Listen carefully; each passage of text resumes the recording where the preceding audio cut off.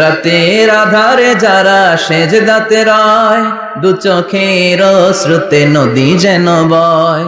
ছলনার হাতছানি যতই ডাকুক, পেছনে ফিরেও সে তাকায় না। যাদের হৃদয়ে আছে আল্লাহর ভয়, তারা কভু পথ ভুলে যায় না। আল্লাহর প্রেম ছাড়াই দুনিয়ায় কারো কাছে কোনো কিছু চায় না। চিল্লায় বলেন ঠিক কিনা? আল্লাহকে রব হিসেবে পেয়ে আমরা যেমন খুশি, ইসলামকে ধর্ম হিসেবে পেয়ে তেমন খুশি, বিশ্ব নবীকেও রাসূল হিসেবে পেয়ে খুশি না বেজার? কথা কন।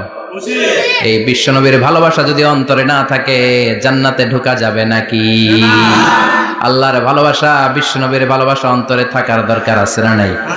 আল্লাহকে যে পাইতে চায়, হযরত কে ভালোবেসে, আরশ কুরসি লৌহ কালম না চাইতে পেয়েছে সে।